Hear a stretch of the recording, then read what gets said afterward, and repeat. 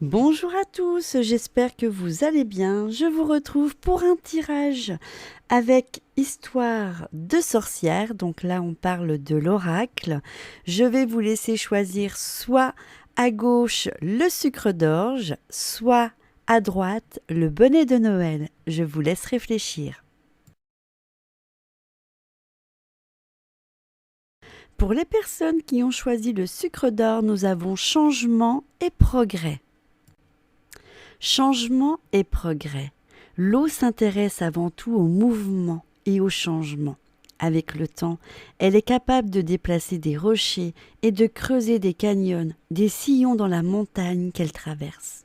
Le plus paisible des lacs est en mouvement permanent. Les vagues des océans ondulent dans un flux et reflux suivant les marées. Le pouvoir de l'eau peut accompagner nos mouvements. Utilisons nos énergies pour provoquer des changements positifs dans notre vie, pour avancer vers l'étape suivante de notre chemin personnel. Voici l'action. Le changement peut faire peur, mais sans lui, pas de progrès. Pense au Nil en Égypte. Chaque année, il débordait, détruisait tout sur son passage. Pourtant, ces crues nourrissaient le sol et faisaient de cette vallée l'une des terres les plus fertiles au monde, permettant la construction d'une civilisation extraordinaire. Tire profit de tes propres crues, de ces épreuves destructives et incontrôlables en apparence, pour changer le cap et foncer vers un changement positif. Mais garde en tête que l'eau peut être dirigée et veille à ce que ton énergie te porte dans la direction que tu souhaites. Voici la divination. À l'instar de la tour dans le jeu du tarot, cette carte peut annoncer une cassure dans ton rythme de vie. Pas forcément agréable au moment où elle survient, mais rappelle-toi que quand c'est tout qui s'écroule, que l'opportunité de se reconstruire positivement se présente. Tu es peut-être enfin aux portes de ce que tu projetais de faire il y a longtemps, non loin d'atteindre ton but. Bravo, continue comme ça. Magie. Il existe un moyen facile de faire de la magie pour le changement et le progrès. Il suffit de 2 verres d'eau. Tu peux opérer sur ton autel ou un endroit où ils ne risqueront rien. Commence par remplir tout le verre à gauche en laissant celui de droite vide. Chaque jour pendant 1 semaine ou plus, tu peux d'ailleurs le faire petit à petit en suivant les phases de la lune, à commencer par la nouvelle lune pour finir le soir de pleine lune. Vide un peu d'eau de verre à gauche dans celui de droite et dis: je prends la bonne direction, celle du changement positif et du progrès. Ensuite, ressens l'énergie du changement boostée par le pouvoir de l'élément de l'eau. Quand toute l'eau se retrouve dans le verre de droite, prends cette énergie et fais en sorte d'engager un changement positif dans ta vie. Pour les personnes qui ont choisi le bonnet, nous avons la carte Médite pour t'apaiser. Médite pour t'apaiser. Dans ce monde de stress et de courses permanentes, la paix et la sérénité sont des trésors plus précieux que l'or et plus rares que les plus exotiques des cristaux. Nous sommes nombreux à courir dès le réveil. On fait le plein de caféine pour fonctionner malgré l'épuisement.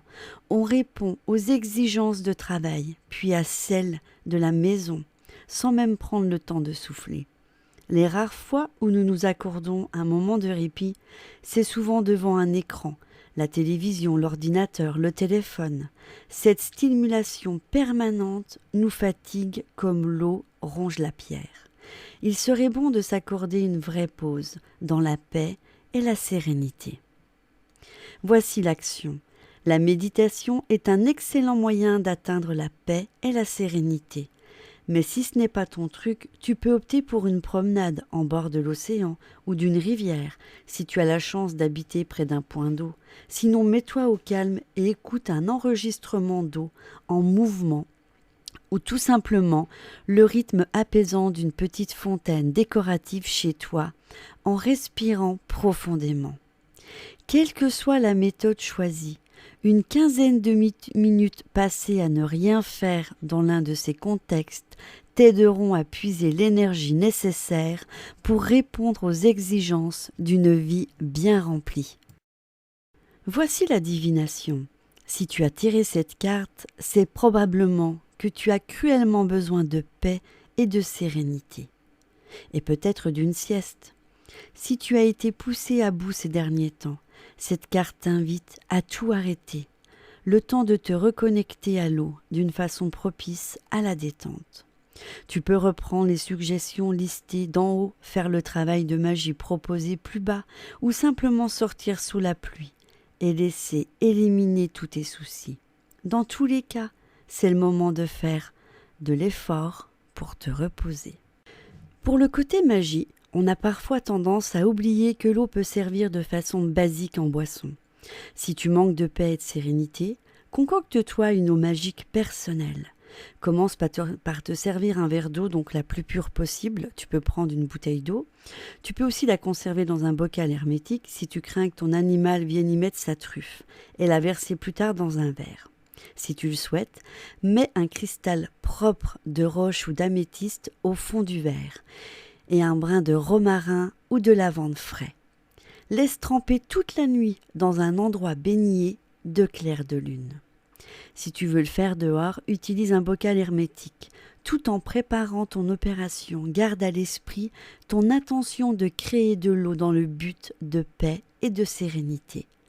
Le lendemain, au moment de boire ta préparation, tends le verre vers le ciel et dis « Dieu et déesse, pouvoir de l'eau, bénissez et consacrez cette eau pour un usage positif, qu'elle m'apporte paix et sérénité à chaque gorgée. » Puis, sirote lentement et sens le calme t'envahir. Voilà, c'est la fin de cette vidéo. Alors, une petite parenthèse pour le dernier rituel. Je vous conseille des pierres roulées, mais renseignez-vous auprès de votre boutique en expliquant que vous souhaitez charger votre eau avec une pierre ou quelques pierres, celles qu'on a citées dans le rituel. Mais surtout, demandez si vous pouvez le faire parce que je sais que certaines pierres sont toxiques et il me semble, si je ne dis pas de bêtises, que ce sont les pierres roulées qui sont le plus souvent utilisées pour ce genre de choses.